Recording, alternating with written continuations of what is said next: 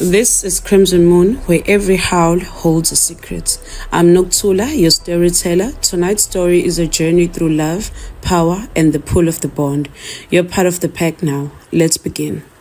The kitchen stank of burnt onions and overboiled stew, but all Amelia could smell was him. She froze halfway across the servant corridor, her thin arms tightening around the pile of laundry in her hands. That scent, clean pine, musk, the barest hint of iron, hit her like a silver blade to the chest. Her wolf stirred violently beneath her skin, ears alert, heart slamming against her ribcage. No, it couldn't be. She turned her head slowly toward the open door to the training grounds. And there he stood. Alpha Kale. He was bare-chested, sweat gleaming on the ridges of muscle across his back as he swung a broadsword at a sparring partner. Warriors circled around, shouting encouragement and jeering at mistakes. He was faster than any of them. Stronger. Deadlier. A true alpha. And the man her wolf had just claimed as a mate. Amelia staggered back into the corridor, breath hitched. Her vision blurred, not with fear, but with the overwhelming weight of the bonds snapping into place. Her wolf whimpered, frantic. She wanted to run to him, to kneel, to claim him. But she was just a servant. An omega. Oi! A slap of a towel caught her arm. You deaf, rat? Get this to the laundry before Marla skins you. Amelia blinked. Sorry. The kitchen hand had already turned away, grumbling. Amelia ducked her head and hurried down the hall, the bond screaming inside her like a second heartbeat. Alpha Kale. Her mate. She didn't sleep that night. Her wolf paced endlessly inside her chest, whining with want, confusion, need. Was it a mistake? Could a powerful alpha truly be fated to a nameless, low-born omega who cleaned dishes and fetched bath water? It wasn't until the next full moon that she got her answer. He found her in the woods. Not by accident. Amelia had snuck out of the pack house, unable to bear the suffocating scent of stew and ash any longer. She needed air, needed space. She padded barefoot across damp moss and leaves, the night's silence broken only by the rhythmic thump of her pulse. And then he was there. Don't run, Kale said, stepping from the shadows. Her breath caught. The bond lit up like fire. Alpha. Say my name. She hesitated. Kale. He walked toward her slowly, his voice softer than she had ever heard. I know it's you. I've known for days. You felt it too? He nodded. The moment I caught your scent. He stopped inches from her, towering. His voice dropped. I tried to ignore it. You're an omega, Amelia. But my wolf won't let me. Every time you pass me, it's like being suffocated. She clutched her arms. Then why didn't you? I wanted to be sure. His eyes flicked over her face, intense and unreadable. If I claim you, it can't be undone. I don't expect anything, she said quickly. I know what I am. I'm not asking you to. Don't insult me. His hand touched her cheek. You're mine. The words were a command. Her wolf howled in pleasure. He leaned down and kissed her, not gently. It was a claiming. Fierce, possessive. His hands gripped her waist, pulled her flush against him. The bond pulsed through her in wild waves, and she surrendered, completely. That night, under moonlight, he marked her. Claimed her. Mated her. He promised her things, so many things. That she'd no longer sleep in the servant quarters. That soon, she'd stand by his side at ceremonies. That he would take care of her, protect her, raise her from the dirt. I'll announce it in time, he murmured, kissing the hollow of her throat. Let me deal with the council first. You'll be Luna, Amelia. I swear it. She believed him. For a time, it felt like a dream. Kale didn't make the bond public, but he visited her in the nights, cloaked, careful. She had a new room, better meals, and Marla no longer shouted at her in front of others. It was small, quiet power, and it felt intoxicating. She hid the mark he'd made beneath her hairline. The Luna's coronation hadn't happened yet, and though he kept his distance in public, he would find her after the lights dimmed and the house fell quiet. They'd lie together in whispered laughter and breathless touches. He would stroke her belly and speak of a future where no one looked down on her again. "You'll have wolves at your command," he said. "And I'll rip out the tongue of anyone who calls you Omega. Amelia smiled shyly into his chest. "You won't have to. They'll see." Still, she sometimes caught the curious glances. Whispers of a foreign she-wolf visiting the territory. A daughter of a northern beta. Strong. Politically convenient. Cale dismissed them. "She's temporary," he said, voice clipped. "They'll stop asking soon." Amelia trusted him. Her fingers brushed the mirror, resting on her stomach. A week passed. She felt different, hungrier. Warmer. The bond pulsed stronger than ever, and her wolf grew protective, agitated. The signs were subtle but familiar. Deep down, she knew. She was pregnant. She waited until nightfall to tell him. He arrived late, pulling off his cloak, tension lining his jaw. "Cale," she said quietly. "I need to tell you something." He paused. "What is it?" "I think I'm pregnant." A long silence followed. His face didn't move. "Are you sure?" "No. But I feel it. My wolf feels it. She smiled. "It's strong." He didn't smile back. Instead, he sat on the edge of the bed, staring at the floor. The silence became sharp, suffocating. "Cale?" He looked at her then, but the warmth in his gaze was gone. "You shouldn't have told me." Her heart dropped. "What?" He stood. "This complicates everything." "Complicates?" "You said you wanted this." "You said." "I said many things," he cut in. "And maybe I meant some of them. But this? You carrying my child before anything's official? Do you know how that looks?" "It's your mark on me," she said in disbelief. "Your scent. Your bond." His eyes darkened. "You're an Omega. Do you know what the council would say if they found out I made it a servant before claiming a proper Luna? I'm not a servant anymore. You were. And that's all they'll ever see." She took a step back. "So you're ashamed?" "I need a Luna who can stand beside me at the summit. Someone powerful. With influence. Not someone who scrubs floors." Tears welled in her eyes. "You said you loved me." His face was ice. "I said what I needed to." She ran. Out of the room. Out of the house. Into the woods where he first claimed her. The bond screamed, tugging at her chest like a hook in her heart. She could barely breathe. Her wolf wailed inside her, confused and wounded. The mark he gave her throbbed painfully. Footsteps followed. "Stop, Amelia," Cale's voice called from behind. "Don't make this worse." She turned to him, trembling. "You lied to me. Used me. I'm carrying your child." His expression was unreadable. "That child will never be born." The words didn't register at first. "I can't leave loose ends," he continued coldly. "You think you'll live quietly? Raise my bastard in shame? That child will always be a threat to my bloodline. You can't mean that." "I do." Then came the pain. He lifted his hand, silver glinted. She barely dodged the dagger. He came at her fast, too fast. She turned and ran, heart pounding. The forest twisted around her. Branches clawed her skin.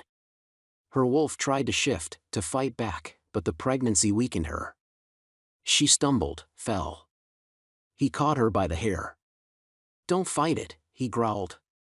"It'll be quick. I trusted you. And that was your mistake." She bit him. Hard.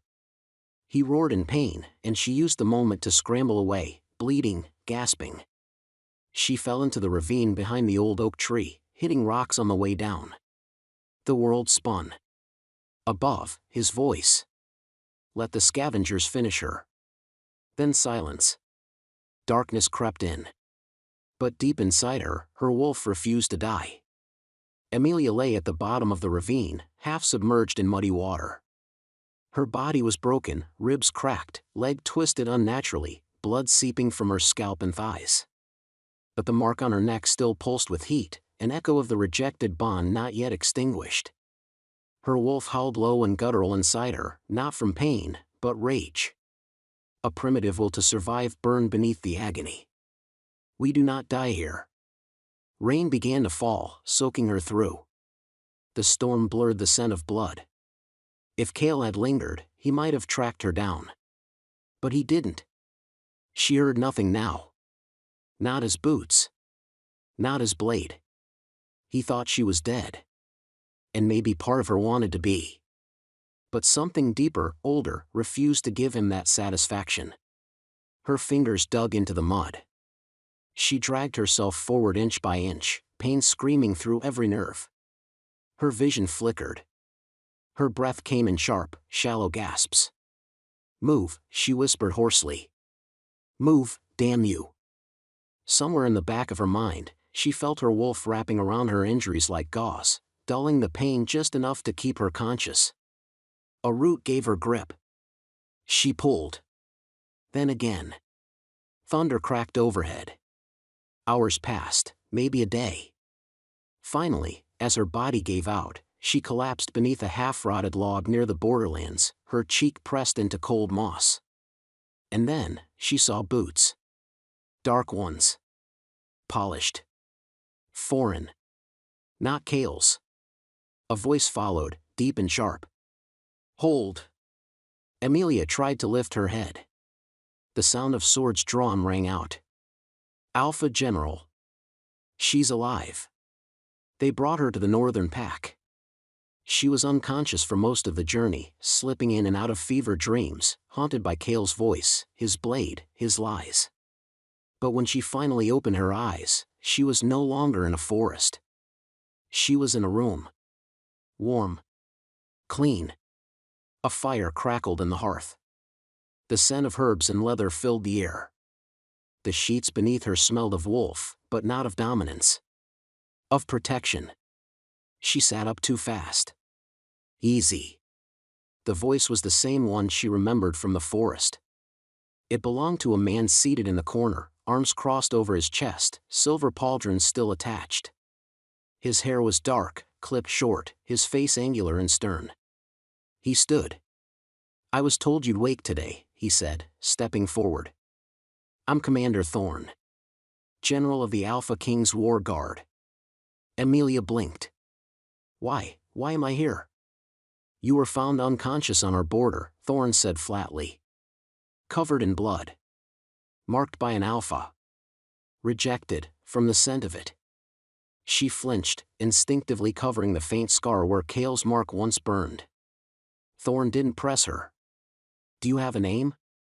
She hesitated. Amelia. No pack? No, she lied. He studied her a moment longer, then nodded once. Fine. You don't have to talk. You'll be safe here until you recover. After that, we'll see. He turned to leave, but she found her voice. Why did you help me? Thorne didn't look back. Because you weren't dead yet. Days passed. Her body healed slowly, guided by the quiet but firm care of the Northern Pack's healers. Her leg remained bound, her ribs wrapped in cloth, but her wolf had stabilized. The internal bleeding had stopped. The baby, by some miracle, was still alive. She hadn't told anyone. She kept to herself in the small healer's wing, speaking only when spoken to. She watched the guards outside her window, listened to the howls at night. This pack was different. Disciplined. Unafraid. Even the Omegas here didn't cower. But still, Amelia didn't feel safe. Not really. Cale's betrayal had hollowed something inside her. Her wolf wasn't whole. The broken bond left a sickness in her chest that medicine couldn't fix. At night, she'd wake screaming. And each time, the same man would be there. Thorn. He never said much. He'd sit at the edge of her bed, arms crossed, and wait until the shaking stopped. "You don't have to keep coming," she said once, voice hoarse. "I know," he replied. "Then why?" He didn't answer. But she began to feel it anyway, the strange comfort of his silence. His steadiness. Eventually, she began walking again. First with crutches. Then slowly, on her own. Thorn visited less often, though she saw him training in the field through her window. His reputation preceded him, ruthless, brilliant, feared even by some alphas. A wolf like that didn't babysit dying omegas. So why had he? On the 10th morning, she was summoned. 2 guards led her down a long corridor of stone and polished wood. The northern pack's stronghold was nothing like the southern one. Here, everything was built for resilience, not show. No silk tapestries. No marble statues. Just stone, steel, and strength. The door opened. Commander Thorn stood by a tall window, hands behind his back. "Sit," he said. She obeyed. He turned slowly, eyes fixed on her face. "You're healing." "I am. But not talking." "I told you my name." "You lied." She stiffened. Thorn didn't look angry. Just unimpressed.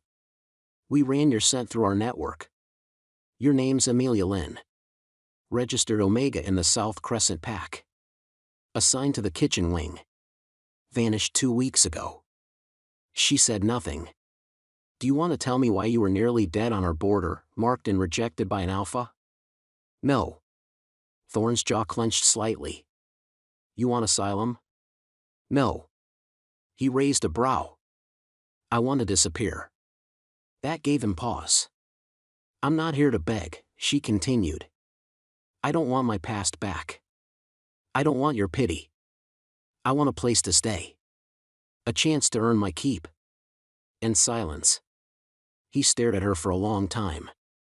"You'd serve here?" "I'll work. Clean. Fight, if I have to." "You're carrying a pup." Her mouth opened. Closed. He'd known all along. "I won't be weak," she whispered. "I didn't say you were." Thorn leaned forward, voice low. "I don't care who hurt you, Amelia. But if you stay here, you work like any other wolf. No secrets. No drama. No ghosts." She met his gaze. "Fine." They put her in the barracks with the female warriors, not to fight, but to observe. She started cleaning weapons, patching training gear, feeding the hounds. Her hands bled daily, but her strength returned. The pup inside her remained healthy, and so far, no one questioned her closely. The warriors kept their distance at first. Then one, a sharp-eyed beta named Rhea, started helping her during drills. "You're quick," Rhea noted one afternoon. "Not strong. But fast." "I had to be." Amelia didn't say more. She didn't need to. Rhea understood. Warriors in the northern pack didn't ask about scars. They respected survival. Thorn kept his distance, but she felt his presence everywhere. His approval mattered to the warriors, his orders shaped the rhythm of the entire pack. And though he never offered Amelia softness, he never showed contempt either. One evening, she found herself summoned again. He stood outside the training field, arms folded. "I watched your footwork today. I wasn't trying to impress you." "You didn't," he said dryly. "But you didn't embarrass yourself either." She fought a smile. "That's high praise. I'm offering you a new assignment. Patrols. Low risk. Night rounds." Her breath caught. "You're letting me out of the barracks?" "I'm giving you a chance," he said. "Don't waste it." "Why?" Thorn looked at her for a long moment, then shrugged slightly. "Because wolves who come back from the dead don't deserve to rot in laundry rooms." The first night on patrol tasted like freedom. Amelia moved through the frostbitten woods in near silence, boots crunching softly over pine needles. Her partner, Rhea, walked a few paces behind her, spear in hand, eyes sharp. The cold air bit through their cloaks, but Amelia welcomed it. It kept her alert. A month ago, she'd been bleeding in this forest. Tonight, she guarded it. "You checking the ridge?" Rhea asked. Amelia nodded. "South line's clear. Nothing recent on the scent trails. Could change fast. The rogues know we're stretched thin." "I know." Rhea tilted her head. "You don't talk much about the pack you came from." "I don't talk much, period." Rhea smirked. "Fair." They returned at dawn, both intact, both quiet. Amelia climbed into her barack bunk with a faint ache in her back, but a strange kind of peace in her chest. She was part of something again. Not a burden. Not a secret. Her pup kicked that night, just once. It was soft. Gentle. But unmistakable. And for the first time, Amelia cried without fear. Morning drills started at sunup. Though she wasn't a ranked warrior, Thorn allowed Amelia to join for endurance runs, tracking exercises, and scent training. She kept her pace. Bit her tongue. Earned respect one grunt at a time. Commander Thorn watched her often, but never approached. Until one afternoon, after a sparring match with Rhea left Amelia flat on her back, breathless and sore. "You move like someone who's had to outrun a lot," Thorn said, crouching beside her. She wiped a streak of blood from her lip. "I have." He offered his hand. She hesitated, then took it. "Your stance is off," he said. "You lean too hard on your left. Compensating for the leg. It's healed." "Maybe the bone is," he said. "But your mind still flinches." She didn't argue. He was right. "Want to fix it?" he asked. "Don't you have an army to command?" He shrugged. "They train. I observe. Sometimes, I interfere." Amelia exhaled. "Then interfere." He nodded once. "Tomorrow. Dawn." Training with Thorn was unlike anything Amelia had done before. He didn't bark. He didn't coddle. He studied her like a blueprint, calculating, adjusting. Every movement he taught had purpose. Every correction came with a reason. "Don't look at your opponent's eyes," he said, circling her. "Look at their center. Their core tells the truth faster than their face." She adjusted. Jabbed. Better. They trained for weeks. Quietly. Consistently. And though few spoke it aloud, the pack noticed. "She's not a ghost anymore," Rhea said one day, leaning beside her on the training bench. "Was I?" "You looked like you were waiting to die." Rhea sipped water. "Now? You look like someone planning to kill." Amelia met her gaze. "Not planning. Preparing." Thorn brought her to the map room after their 5th week of sessions. She stood awkwardly as he moved miniature figurines across a carved battlefield. "We'll be shifting the patrol routes," he said, not looking up. "War rumors near the eastern border. If they escalate, we'll need stronger scouts. You want me on those lines?" "I want you prepared," he said. "I know who you are now." Amelia Lynn. Formerly of the South Crescent Pack. Vanished under suspicious circumstances. No family. No witnesses. Her body stiffened. "I also know who your alpha was," he added. Kale of Crescent. Newly bonded to the daughter of a Northern Beta. Recently declared war against rogue-affiliated territories. She stared at the table. "You said no ghosts." "I did." "Then why bring it up?" "Because ghosts don't bleed," he said quietly. "But you did. And you survived." A pause. "I didn't survive," she said. "Not all of me." He stepped closer, voice softer. "You did. You just haven't chosen what to do with that survival yet. She lifted her gaze. Thorn's eyes, always guarded, softened just enough for her to see it, the understanding. The rage. The same bone-deep fury she carried like a second skin. You're not disposable, he said. Stop acting like you are.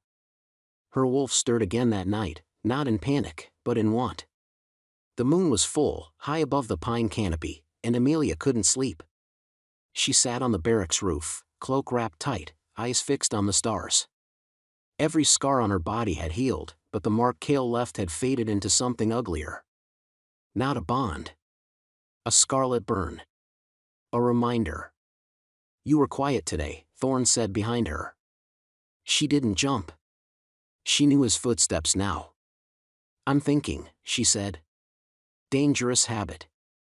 She smiled faintly. You ever think about things that could have gone differently? All the time. She looked at him. Like what?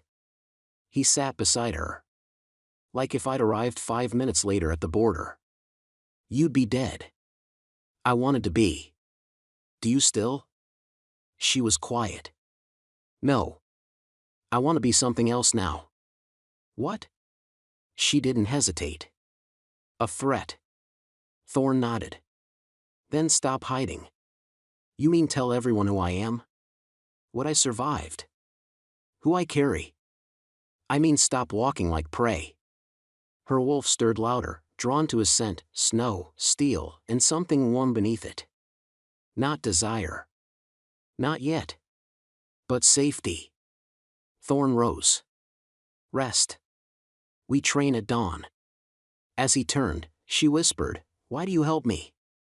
He didn't turn around. Because someone once helped me. And I didn't deserve it either. The air was razor-sharp cold. Snow began to fall, light at first, then heavier by dawn. Amelia's hands were numb, her muscles burning, but she refused to drop the blade Thorn had handed her. Again, he ordered. She spun, slashing down with a war cry. Too wide, he said, blocking effortlessly. Your shoulders still compensating. She panted. I'll fix it. You said that 2 hours ago. Then let me prove it, she snapped, lunging again. Their blades clashed with a crack. The courtyard was empty, save for the echo of steel and breath. Thorn wasn't holding back anymore. And Amelia didn't want him to. She needed this pain. She needed to earn every inch of herself back. He stepped into her guard suddenly, disarming her. She hit the ground hard. He offered a hand. She slapped it away and got up herself. He nodded, almost satisfied. Good. You trying to kill me, she muttered, wiping blood from her lip. If I was, you'd already be dead. She gave him a look. You know, you have a very specific way of encouraging people. I'm not encouraging you, he said calmly. I'm testing you. She narrowed her eyes. For what? For war. After training, she sat alone in the hound stables, rubbing balm on her wrists. The snow had turned to ice. Her breath fogged in the cold air as she replayed every correction, every block, every insult Thorn had thrown that day. And every time, her wolf had risen, not in shame, but in agreement. She needed to be better. The door creaked open. It was Rhea. Don't say anything, Amelia groaned. Yes, I look like I got run over. Yes, I'm still alive. Rhea tossed her a canteen. Heard the general's making you spar with metal now. His idea of foreplay, probably, Amelia muttered. Rhea burst out laughing. Amelia grinned despite herself. Rhea sat beside her, expression softening. You're changing. I have to. No, Rhea said. You want to. There's a difference. Amelia stared ahead. I spent most of my life hoping to be ignored. Now I want them to look. I want him to see me. Rhea tilted her head. Cale? No, Amelia whispered. Me. That night, the shift happened. She dreamed of the forest again, blood and rain, Kale's blade, the child growing in her belly. But this time, it didn't end with her begging for life. This time, she stood up. In the dream, her wolf rose fully, no longer limping, no longer bound. White fur streaked with ash, eyes like silver. She woke sweating. Panting. Changed. The bond Kale had severed? It no longer throbbed. It no longer clung to her skin like rot. It was gone. In its place was something else. A pulse. A pull. A new thread spun itself through her chest, quiet, patient, unfamiliar. She knew what it was. Second chance mate bond. And she already knew who it was pulling toward. 3 days later, Thorn summoned her to his office. "You're coming with me to the Alpha King's court." Amelia blinked. "Excuse me?" "You've earned the right to represent the North Pack," he said. "The council is meeting to discuss border defenses. You've trained. You've patrolled. You know our terrain better than half the ranking warriors." She narrowed her eyes. "This is a test." He didn't deny it. "The king doesn't tolerate weakness," Thorn said. "And I want him to see what you've become." She hesitated. "And what exactly have I become?" He looked her over. "A ghost with teeth." The Alpha King's court sat high in the Blackstone Mountains, a towering fortress of obsidian and silver. Guards lined every hallway. Royal warriors stalked the corridors in polished armor. Amelia's old instincts screamed at her to bow her head, to shrink. But she didn't. She walked beside Thorn, straight-backed and calm. Her cloak was warrior gray. Her boots left clean tracks on marble floors. Her hair was pulled back, scars exposed. When the Alpha King turned toward her from his throne, she met his gaze head-on. "She is not born of rank," Thorn said. "But she was born of fire." The king's mouth curled slightly. "Good." That evening, after the court had recessed, Thorn found her alone on the balcony overlooking the mountain cliffs. "You held your ground," he said. "I almost threw up on the beta of Silverclaw," Amelia muttered. "You didn't." They stood in silence for a while, snow drifting gently between them. "I never wanted a title," she said finally. "Not Luna. Not warrior. I just wanted to be safe. You're more than safe now." She turned to him. "Thorn, the bond." He looked at her. "I feel it too." The words hung between them, sharp and heavy. "I'm not ready," she whispered. "I'm not asking for anything," he said. "Except honesty." She swallowed. "Then here's honesty. I thought Kale was the end of my story. I didn't expect another beginning." His voice dropped. "You deserve one." Their eyes locked. There was no kiss. No confessions. Just an understanding, quiet, sacred. Her name had once been spat in kitchens and cursed in shadows. But now, in this place, in this moment, she was Amelia Lynn. Not an Omega. Not a broken mate. Not a ghost. Just herself, whole, scarred, alive. And ready. The day Amelia crossed back into the Crescent Pack's borders, the sky was overcast with smoke. She wore the armor of a northern envoy, leather dyed deep charcoal, no insignia save for a single silver wolf stitched onto her collar. Her hood was up, her scars hidden beneath the shadows of dusk. No one recognized her. Not even the border guards who once shoved her aside when she carried water in the kitchens. They saw only a warrior now, one with hard eyes and a clipped accent, speaking on behalf of the Alpha King's general. She was a ghost cloaked in skin they no longer remembered. Thorn rode beside her on a black mare, his expression unreadable. Behind them, 2 northern escorts held formation in silence.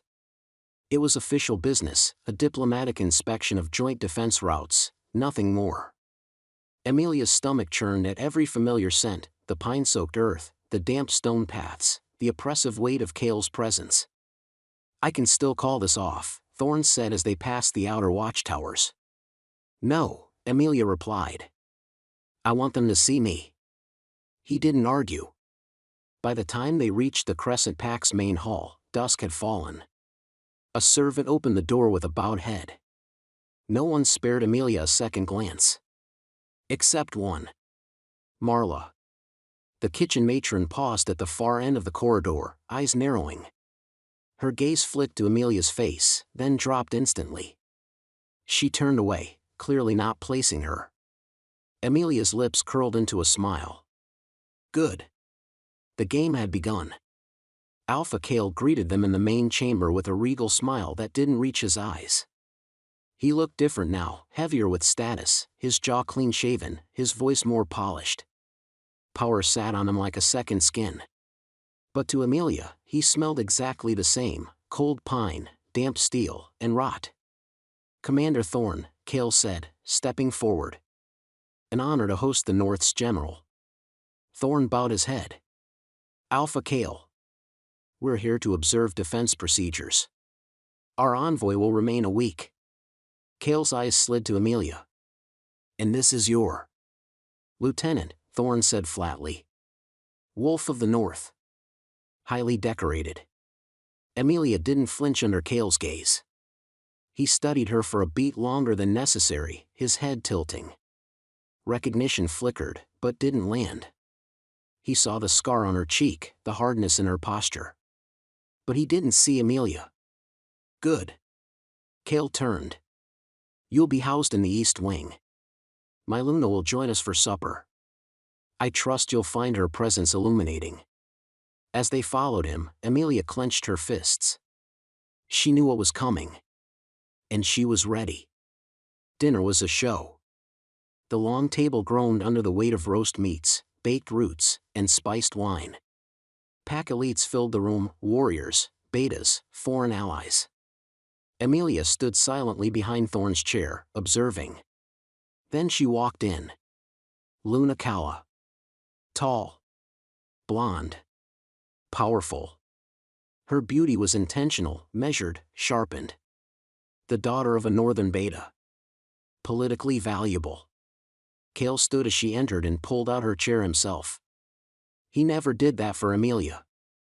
Kala sat with a flick of her hair and a smile that didn't touch her ice-colored eyes. She looked around the room like a queen inspecting her pawns. Her gaze landed on Amelia. It lingered.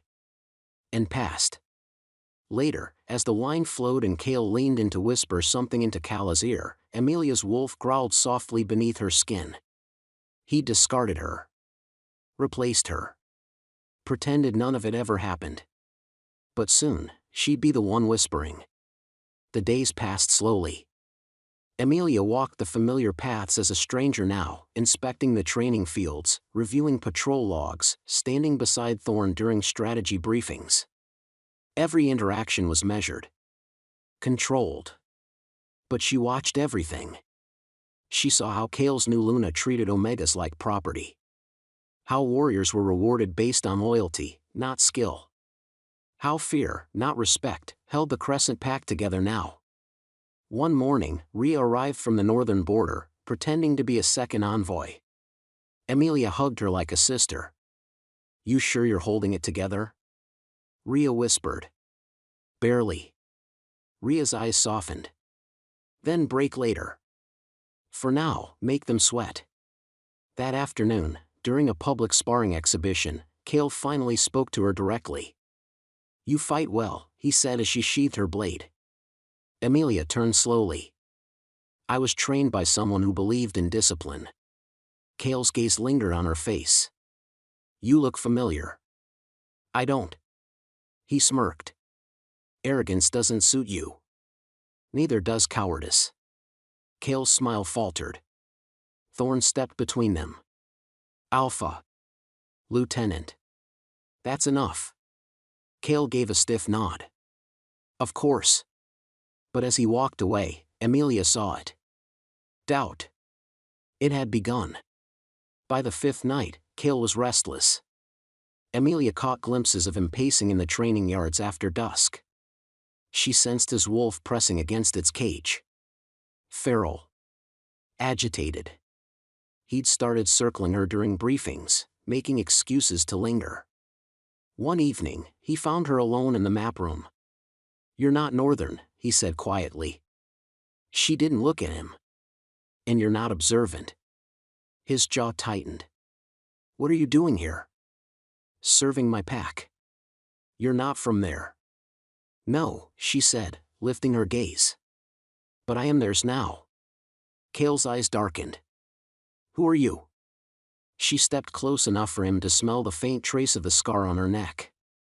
He inhaled, and froze. His wolf recognized her before he did. "You?" "Yes," she said softly. "Me?" He staggered back. "You're dead. You made sure of that, didn't you?" "Amelia." "Don't say my name," she snapped. He reached for her, instinctively, but she bared her teeth. "I died for you once," she said. "I won't die again." She turned and walked out, leaving him rooted in place. Behind her, Kale let out a guttural snarl, his wolf unraveling. Thorn was waiting for her outside. "He knows," Amelia said. Thorn nodded once. "We planned for that." "I thought it would feel like closure," she murmured. "But it just makes me angrier." "That's because it's not over." He paused, then added quietly, "He's going to panic." "He already is." They returned to their quarters in silence, tension crackling between them like electricity. Amelia collapsed on the bed, heart pounding. "I should have let him see the pup," she said bitterly. "Let him know he tried to kill more than just me." Thorn's eyes darkened. "That time will come." She looked up at him. "And if I don't want him to know at all? Then he won't." They didn't touch. They didn't kiss. But when she closed her eyes that night, she felt safer than she ever had, even in the den of her enemies. And in the morning, she would tear everything Kale built down. Piece by piece. The Crescent Pack held its monthly gathering under the moonlight, a ceremonial display of power meant to reinforce unity. For Amelia, it was the perfect stage. She stood behind Thorn as the crowd assembled. Warriors, Omegas, Betas, they all formed semicircles around the bonfire in the center of the clearing. Kale and Luna Kala stood side by side at the head. But something was off. The murmurs had started. "Have you heard?" a young Omega whispered nearby. "That new northern wolf, they say she made Alpha Kale flinch." "They say she nearly beat him in strategy council," someone added. Kale looked tense, his smile brittle, his jaw tight. Amelia stepped forward as Thorn addressed the crowd. "The North appreciates Crescent's cooperation. But we must address concerns about internal structure, fair rank evaluation, Luna conduct, and discipline." Kala's lips twitched. "Excuse me?" Amelia met her gaze. "We've received multiple complaints regarding treatment of Omega laborers under Luna's supervision." "You're accusing me of abuse?" Kala's voice was ice. Amelia's tone was measured. "We're investigating." Kale stepped forward. "That's enough." Amelia turned to him. "Do you speak for justice, or for her?" Silence fell like a dropped blade. Even Thorn said nothing. Kale's wolf surged forward in his scent, defensive, enraged. But Amelia simply bowed. "We'll continue the investigation tomorrow." And just like that, the seed of doubt sprouted among the crowd. Kala stormed into the east wing the next morning, shoving open Amelia's door without knocking. "You overstepped." Amelia didn't rise from the desk. "I performed my duty." "You're nothing but a scarred mutt they brought to make a spectacle." Amelia stood slowly. "And yet here you are, cornered by the mutt." Kala's composure cracked for a split second. "I know you. You're her, aren't you? The girl he used." Amelia didn't deny it. "And you're the replacement. You think you can ruin him by sneaking around with your little inspections?" "Kale's position is secured. The Alpha King supports him." "Does he?" Amelia stepped closer.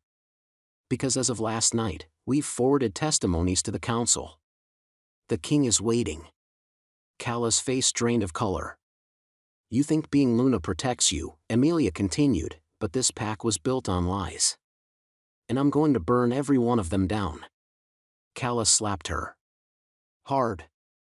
Amelia didn't flinch. Instead, she smiled, slow, wicked, unbothered.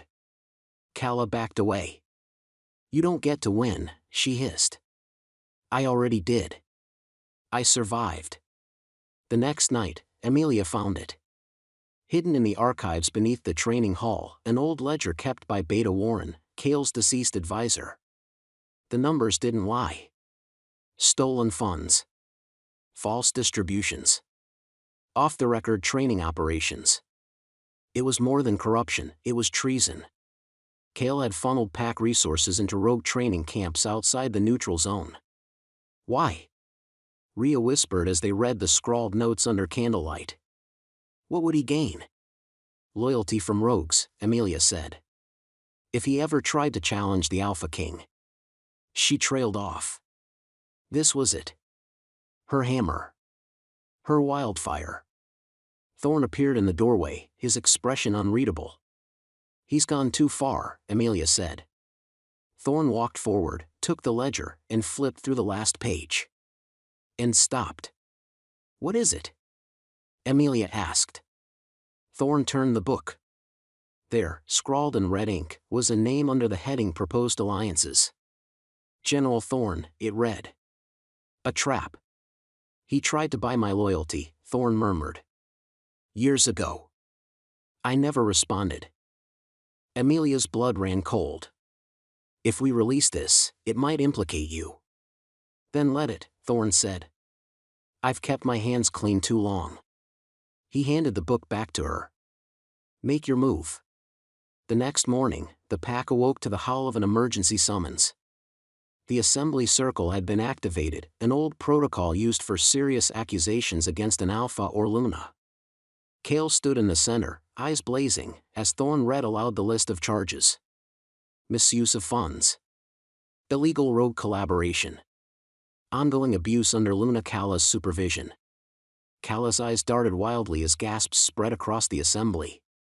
The ledger was displayed, copied pages pinned on boards around the courtyard. This is treason, Cale growled. No, Amelia said, stepping forward. This is justice. Cale finally saw her, truly saw her. Not just the scarred face or sharpened tone. But the fire behind her eyes. The woman he left in the woods to die. You, he rasped. You did this. You made me, she said coldly. Calla lunged forward. You can't do this. I'm Luna. Rhea intercepted her mid-step, holding her with a blade at her throat. Not anymore. Cale roared, his wolf fully surfacing, but Thorn was faster.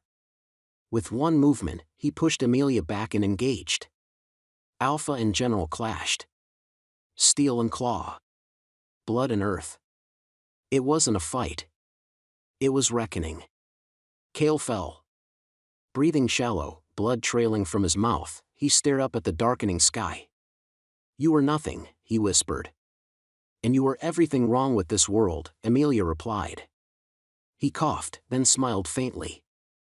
You were always stronger than me. Too late for praise, she said, turning away. Thorn stood beside her, scratched but alive. The assembly voted before dawn.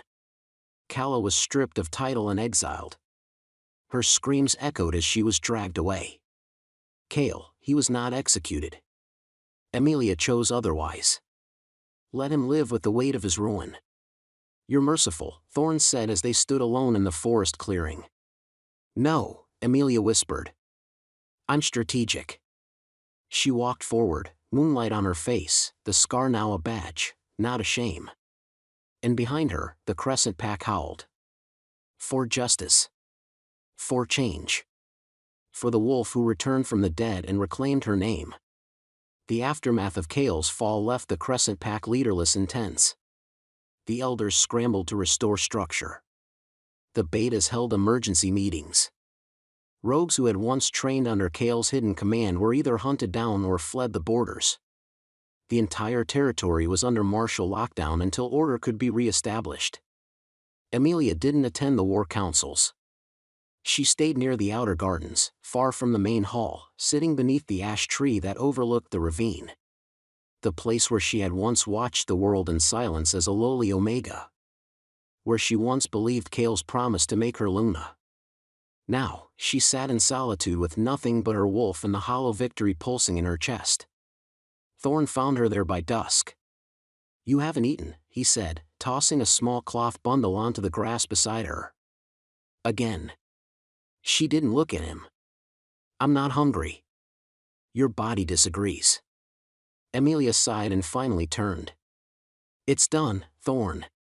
He's alive, broken, and disgraced. The pack's recovering.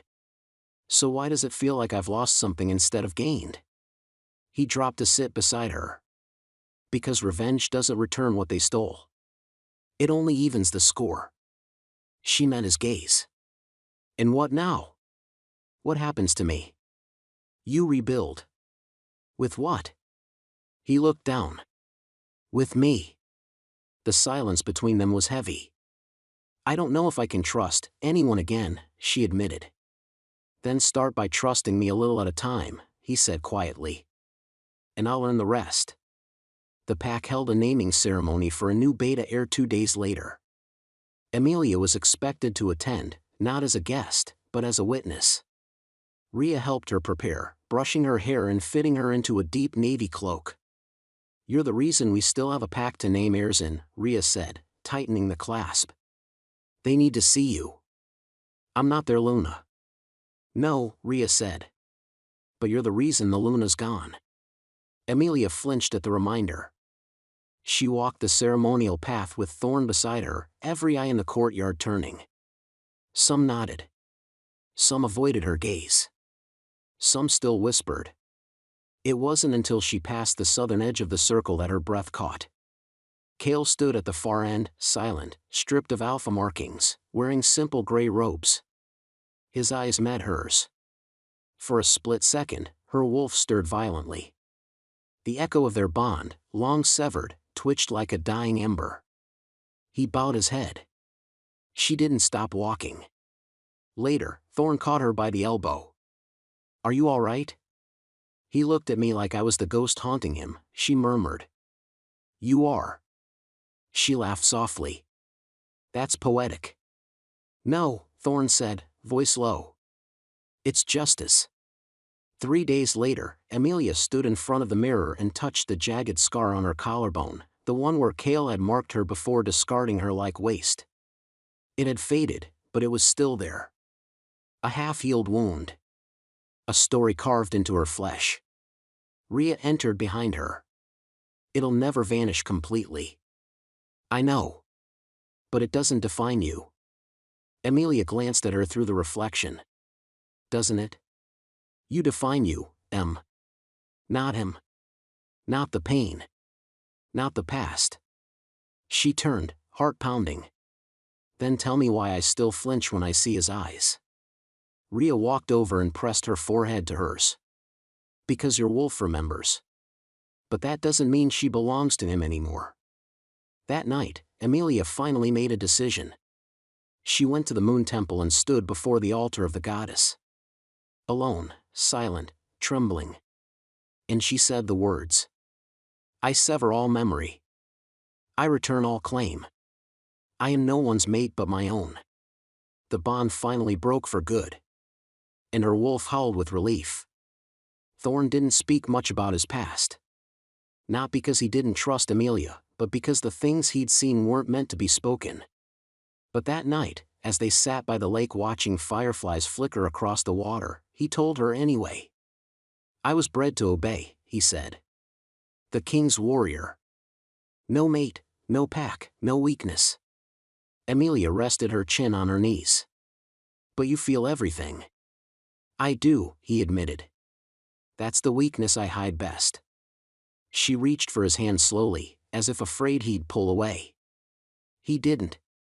"I used to believe I had to earn love through pain," she whispered. "That if I suffered enough, someone would stay." He looked at her. "You don't have to suffer anymore."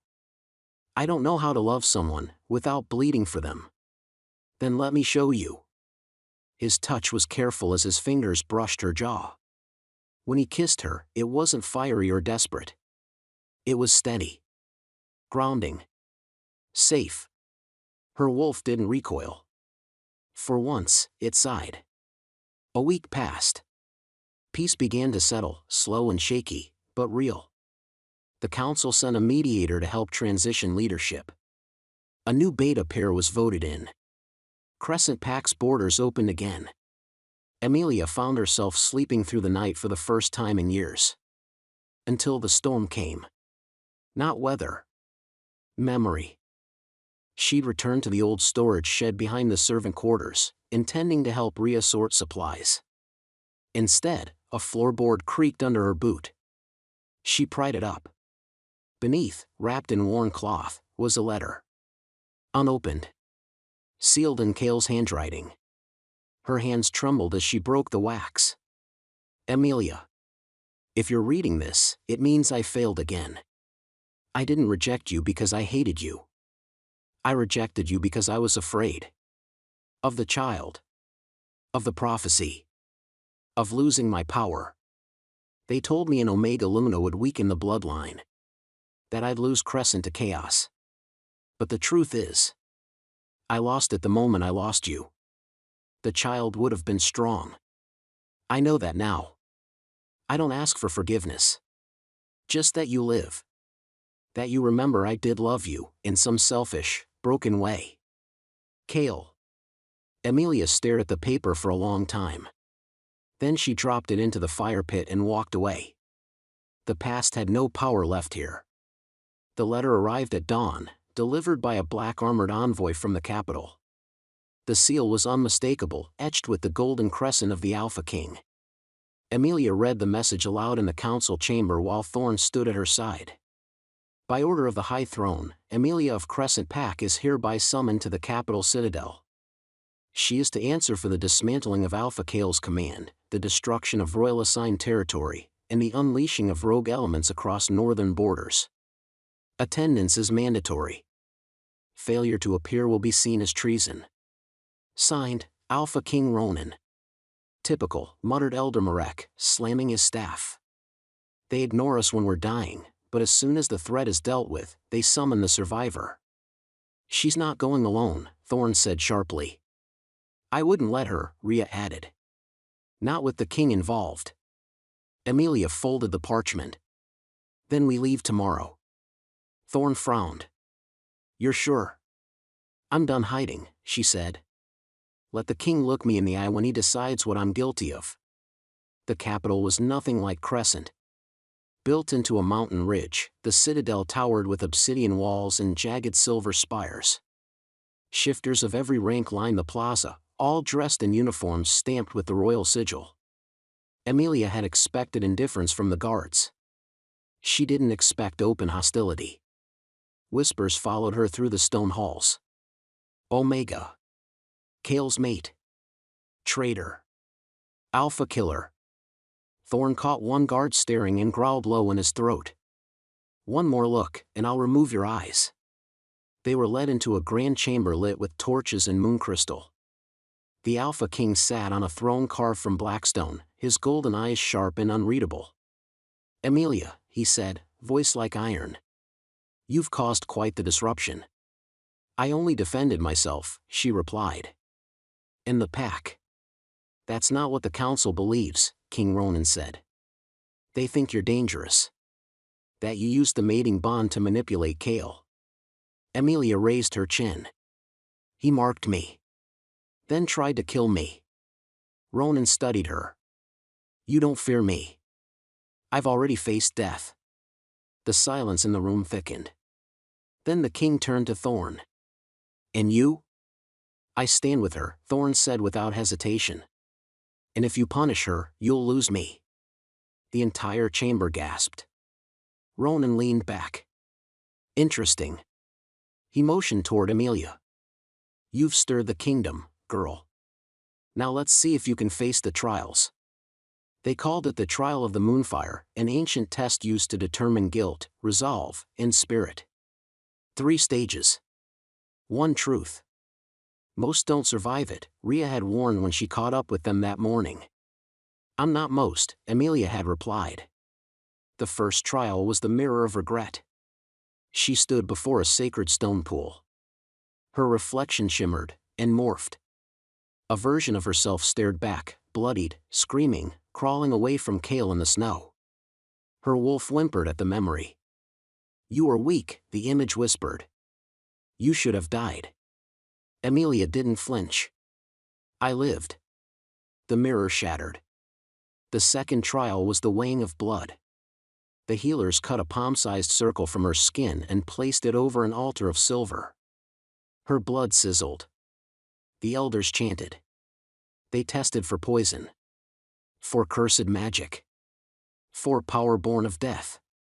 When the chants ended, the head priest looked stunned. She bears no darkness. Only endurance. She survives, one elder whispered. More than most alphas. Finally, the third trial, the bondless path.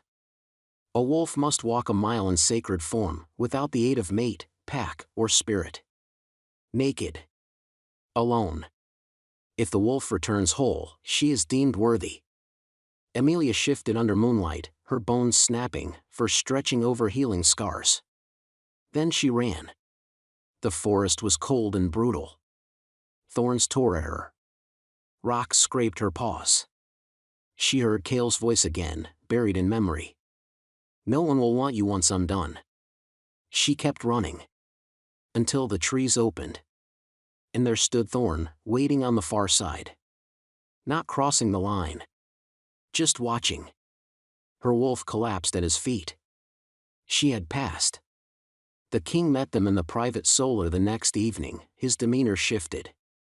You did what no Royal Luna candidate has done in 20 years, he said to Amelia. You survived the bondless path without collapsing your spirit. Amelia's voice was steady. Because it was already broken. I just rebuilt it. He studied her. And what do you want, now that justice has been served? She didn't hesitate. I want freedom. No throne? No rank? I was forced to chase power once. I won't wear its chains again. The king turned to Thorn. And you? Thorn looked at Amelia. I'll follow her. You were my weapon, General. I'm not anymore. Ronan nodded once. Then you're released from your duties. He stepped toward Amelia and bowed, not low, but enough to silence the room. You are not disposable, the king said. Remember that, Omega or not. They left the citadel at dawn. Rhea rode with them for part of the journey before returning to her new post at the capital hospital. Don't disappear this time, she told Amelia, hugging her fiercely. I won't, Amelia promised. The Crescent Pack welcomed her quietly. No parades. No formal declarations. Just subtle nods of respect and quiet acknowledgments as she passed. They didn't ask her to lead. She didn't ask for a title. Instead, she built a house on the ridge overlooking the ravine, small, wooden, surrounded by wild roses. Thorn moved in weeks later. One evening, as they shared tea under the stars, Amelia turned to him. Do you ever miss being the king's blade? No, he said. I was sharp. But never whole. And now? He pulled her close. Now I'm both. She rested her head on his chest. I used to dream of being Luna. You still could be, he said softly. She shook her head. I don't want a crown. Just peace. He kissed her temple. Then that's what we'll have. And finally, truly, she believed it. The sun rose blood-red over Crescent Ridge the morning Amelia returned to the ruins of the Moonfang border, the place where Kale had left her for dead. She hadn't meant to come here. But something called her. Thorn stood a few paces behind, silent but watchful. She had told him she needed to do this alone, but he had followed anyway. She was grateful for that. The place was mostly ash and overgrown weeds now. The cabin where Kale had used her, gone. Only blackened timbers and shards of broken glass remained. Still, her body remembered. She stood on the very ground where she had once bled, where her wolf had cried, where her bond had shattered. And for the first time in 2 years, she let herself grieve. "I hated you for surviving," she whispered to her wolf. "I thought you should have let me die." Her wolf stirred gently in her chest. "We weren't done." Amelia sank to her knees, fingers brushing the soil. "This was where she died," she said quietly to Thorn. "The girl who thought love was enough." He came to her side. "But this is also where you were reborn," he said. "And I'd rather know the woman you became than the girl who broke." Tears fell silently, not from pain, but from release. She pressed her palm to the earth one last time, then rose and walked away from the grave she'd once laid in. Amelia spent the next weeks in quiet reflection, not in mourning, but in rebuilding. She started by planting trees in the ruins of the Moonfawn border. Not for Kale. Not for the pack that failed her. But for the version of herself that needed a marker. Something to say, you existed, and you mattered. One evening, Thorn joined her under the first blooming dogwood. "Have you thought about a name?" he asked. "For the land?" "For you," he said gently. "Not the one Kale tried to erase. Your name." She looked up at the pale sky. "Amelia of Crescent is a ghost. Kale's mark is gone. I'm no Luna.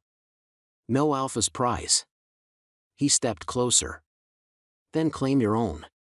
She thought for a long while. Finally, she said, "Amelia Dawnbreak. Because I made it to morning." He smiled. "Then I'll call you that, every day." That night, she signed the land title as Amelia Dawnbreak. A name that had never belonged to anyone but herself. The messenger arrived breathless, bloodied, and terrified. "Alpha Kale has returned," he panted. "From exile." Amelia froze. "Where?" "Outlands. Near the rogue line. He's gathering what's left of his old forces. Says he wants what's his." Thorn growled, already preparing his blade. But Amelia raised a hand. "No," she said. "This ends my way." They rode at nightfall. When they reached the Outlands, Kale was waiting. He looked ruined. Thinner. Wild-eyed. Beard unkempt. A shadow of the arrogant male who had once made her a secret. But when he saw her, his lips curled. Well. The ghost comes walking." Amelia dismounted, alone. "You have no claim here. You were mine." "I was your mistake," she corrected coldly. "And I survived it." Kale laughed bitterly. "You think the king protects you now? You're still just an omega in a warrior's bed." "You don't matter anymore," she said. "But I came here to say one thing." He leaned forward. "Let's hear it." "I forgive you." Kale's smile faltered. "You what?" "I forgive you. Not because you deserve it. But because I won't carry you anymore. Not your hate. Not your name. Not your sins." His fury twisted his face. "I'll take it back. All of it." "You'll take nothing," Thorn said, stepping into view. "And if you try, I'll leave your corpse for the crows." Kale charged, broken, desperate. Thorn didn't hesitate. The fight lasted less than a minute. And when Kale lay bleeding on the ground, Amelia knelt beside him. "Now it's over." He died with her name on his lips, one last attempt to own something that never belonged to him. The wind smelled different when they returned to Crescent. Clean. Soft. Unburdened. Thorn wrapped an arm around Amelia as they stood before the New Ridge cottage. "Do you feel lighter?" he asked. She nodded. "I thought vengeance would feel like fire. But it feels like silence." "You chose peace," he said. "I chose me," she corrected. Later that week, Rhea visited with a satchel of herbs and a wide smile. "The capital is talking," she said. "They're calling you the Omega who outlived the throne." Amelia rolled her eyes. "Not exactly the legacy I wanted." Rhea grinned. "Then what do you want?" Amelia looked around. The quiet hum of the forest. Thorn building shelves in the back. Her wolf curled deep inside her soul, warm and content. Maybe a garden. Maybe a child. Maybe nothing but mornings with tea and no war at my door. Rhea raised a brow. A child, huh? Amelia smiled. One day. Not as a secret. Not from shame. But from love. Spring came early that year. The ridge bloomed with new life, wildflowers, fox kits, honeybees. And within Amelia, something else bloomed too. Hope. One morning, she stood outside the house she and Thorn built together, watching him carve a wolf-shaped wind chime. He looked up. You're staring, he teased. I'm thinking. Dangerous habit. I want to mark you, she said quietly. His eyes widened. I know we're bonded in ways that matter already. But I want the formal mark. Not because I need it. But because I choose it. Thorn stood. Walk to her. Then do it. Amelia shifted, half-form, her teeth grazing the curve of his neck. She bit gently. Magic rushed through the bond. He howled softly, his own mark glowing as he returned the gesture. For the first time, it was equal. Chosen. Not because of rank or desperation or prophecy. But because she wanted him, and he never made her feel less. As they stood under the blooming dogwoods, wind carrying the scent of fresh life and warm earth, Amelia felt it deep in her bones. She had been disposable once. Now, she was everything. Not a Luna. Not an Alpha. Just Amelia Dawnbreak. And that was enough.